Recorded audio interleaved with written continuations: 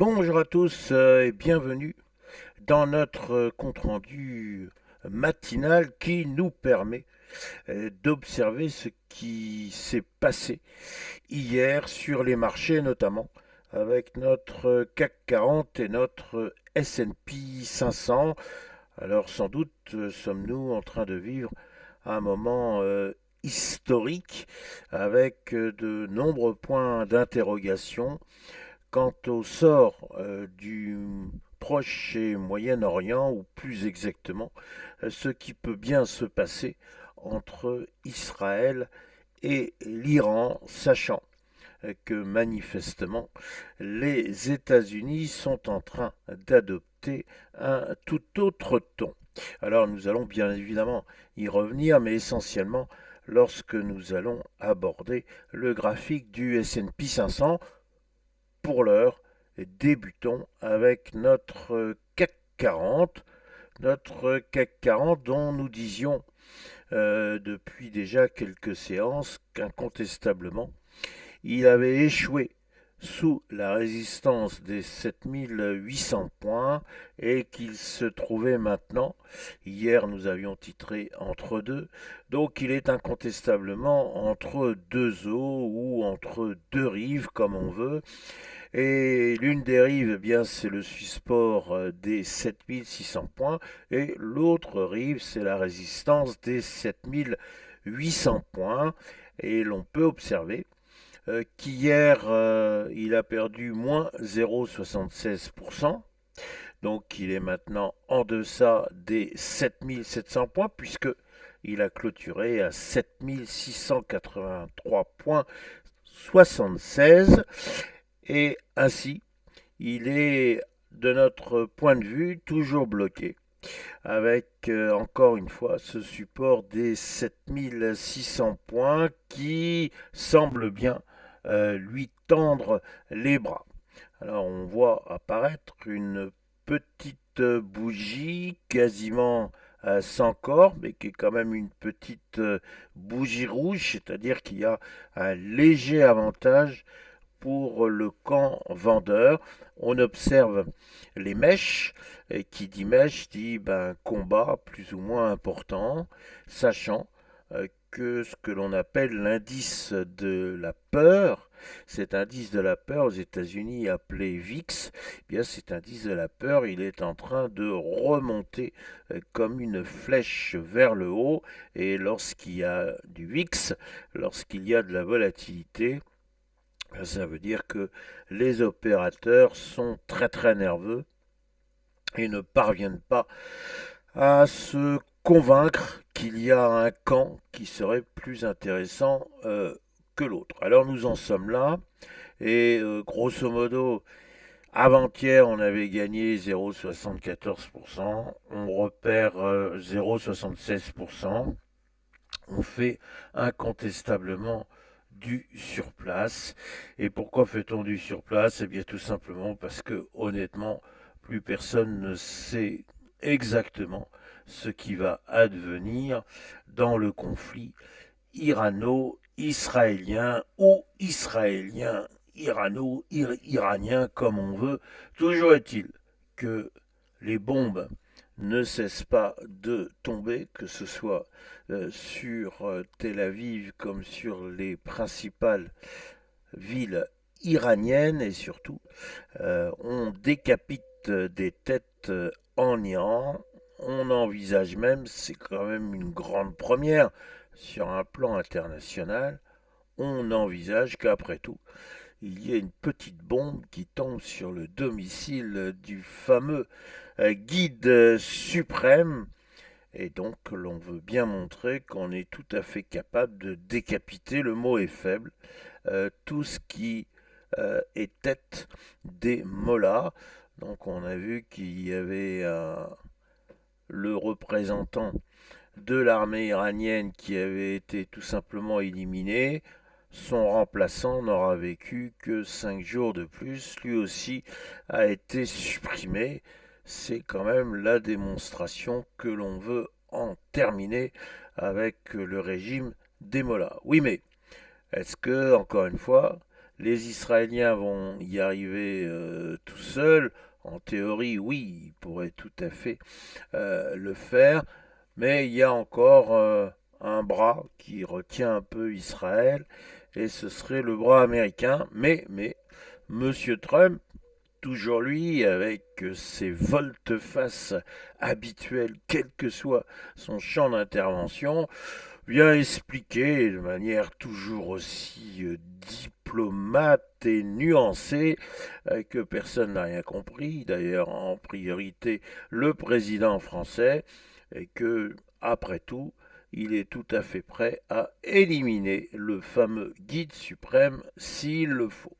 Alors la question, elle est la suivante, et on va pouvoir ainsi aller regarder du côté du graphique du S&P 500. La grande question finalement, c'est de savoir si les États-Unis rentrent ou non de manière extrêmement claire dans le conflit.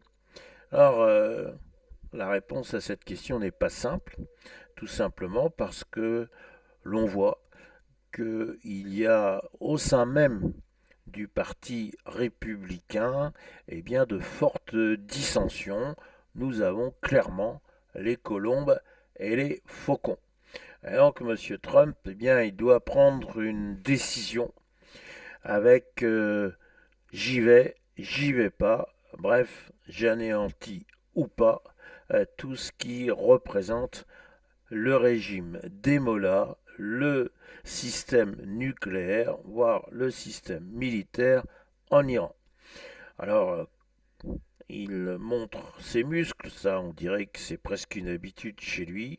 Donc on voit des porte-avions absolument incroyables que seuls les États-Unis peuvent détenir, qui coûtent plusieurs milliards de dollars.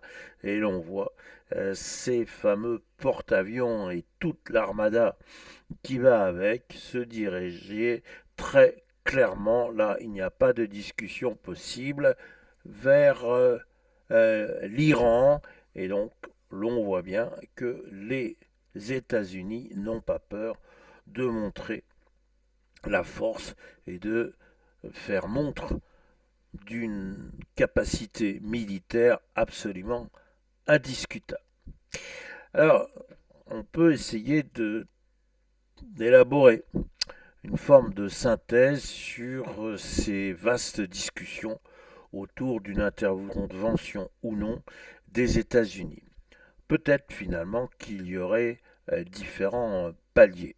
Alors le premier palier, on sait que les Israéliens ne détiennent pas la bombe ou les missiles nécessaires pour aller rechercher très en profondeur les installations nucléaires iraniennes. En revanche, les États-Unis ont la fameuse bombe qui peut permettre d'aller très très loin dans le sol ou dans la roche. Oui, mais autre problème, ces fameuses bombes totalement exceptionnelles qui sont détenues uniquement par les États-Unis, bien il faut des avions spécifiques pour emmener la bombinette. Et quand je dis bombinette, c'est presque familier puisqu'il s'agit tout sauf d'une bombinette. Encore une fois, c'est des engins absolument hallucinants de par leur taille et leur capacité de nuisance. Alors il faut des avions. Je ne suis pas un technicien, mais à force d'écouter ce qui se dit, j'ai donc compris qu'il y aurait un avion qui s'appelle le B2, et le B2, il est le seul actuellement à pouvoir transporter et larguer ces fameuses bombes.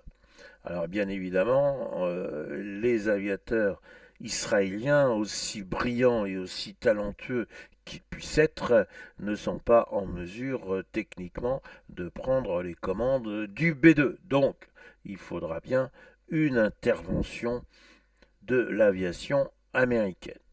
Mais j'évoquais des paliers pour dire qu'effectivement, il est possible que les États-Unis disent bon, on donne un coup de main à Israël parce qu'encore une fois, il n'y a que nous qui avons ce type de bombe et que si on veut en terminer avec les installations nucléaires, eh bien autant y aller franco et donc donner ce coup de main, ce coup de pouce aux aux Israéliens. Finalement, il y aura toujours des gens pour venir dire non mais on a simplement aidé, si on n'avait pas été là, Israël n'aurait pas réussi sa mission, donc forme de cocorico américain, eh bien voyez-vous, nous aussi on veut notre part de gloire, c'est possible. Et donc on s'arrête là, et les Israéliens terminent le sale boulot, comme le dit si bien le chancelier allemand. Ce serait effectivement la solution préférable, notamment celle qui plairait beaucoup au marché financier. En revanche, il est possible aussi que M. Trump fasse fi des nombreuses voix qui s'élèvent contre une intervention en Iran et envie d'aller effectivement, une bonne fois pour toutes, venir dire au régime des mollahs, ça suffit. Franchement, il est difficile de venir affirmer un certain nombre de choses. On ne peut encore une fois que poser des hypothèses. Il semblerait bien qu'effectivement on puisse raisonnablement, mais peut-on parler de raison avec le président Trump, il est fort possible qu'il y ait des étapes dans l'intervention américaine. Il reste à souhaiter pour tout le monde que ces étapes soient tout à fait des étapes minimum. Voilà, donc de tout ce que je viens de vous dire, il ressort qu'il y a une absence totale de sérénité, car encore une fois, ce sont des opinions, ce sont des hypothèses, ce ne sont en aucun cas des certitudes. Or, les marchés n'aiment pas du tout l'absence de certitude. Et l'on voit bien une bougie rouge qui, comme par hasard, eh bien, se resitue sous les 6000 points et vient quelque part à quelques encablures des 5970 points. Donc le suspense, il est assez total. Alors il y en a un qui pourrait essayer de redonner un petit peu d'optimisme, donner un petit peu de baume au cœur aux opérateurs, c'est Monsieur Powell, ou plus exactement son estimable institution, la Fed. C'est ce soir que la Fed va rendre sa décision sur les taux. Alors le consensus, qui généralement quand même se trompe très peu, vient dire non, il n'y aura pas de baisse de taux ce soir, là aussi, nonobstant la volonté très affichée de M. Trump d'aller dans ce sens. Non, la Fed dit l'inflation est toujours quand même encore un peu présente. Alors certes, elle n'est pas méchante ou elle n'est plus méchante, mais enfin attention, la bête peut toujours se réveiller. Donc pour l'instant, ce ne serait pas très opportun de baisser les taux. Et puis, il y a un argument qui risque d'être soulevé par la Fed, à savoir que la baisse de l'inflation, ou plus exactement le fait que cette dernière soit contenue, eh bien, il faut regarder du côté des prix de l'énergie.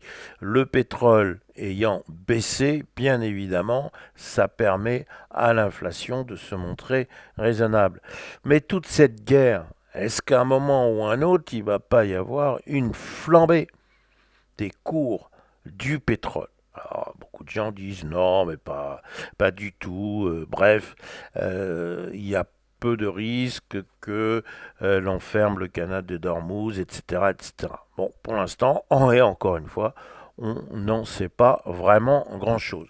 Donc, il est possible que la Fed vienne nous dire, moi, j'ai besoin d'attendre, je veux être absolument persuadé que l'inflation ne va pas repartir, et petit tacle à M. Trump, nous ne sommes pas sûrs du tout que cette politique de hausse des taxes ne soit pas inflationniste.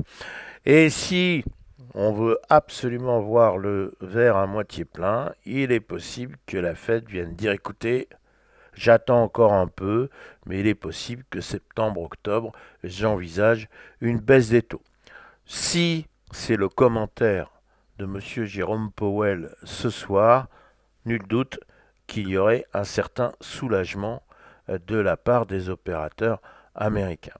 Donc voilà, pour continuer la hausse, pour ne pas casser cette ambiance haussière, bien il y a deux conditions à nos yeux.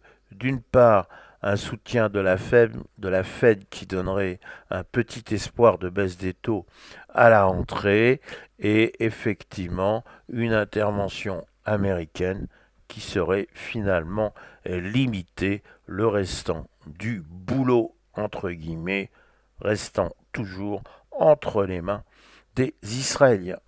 Voilà nos réflexions du jour. Autant vous dire que pour ma part, je suis toujours extrêmement prudent. Le bruit de bottes n'est jamais, jamais une bonne chose pour les marchés. Voilà, si vous mettez des petits pouces, vous savez que vous faites plaisir. Si vous me dites ce que vous pensez de tout ça, et qu'après tout, vous venez me livrer votre opinion comme je l'ai fait, eh bien, après tout, ce serait une forme de change bien sympathique. Voilà, il me reste à vous souhaiter une excellente journée. Merci.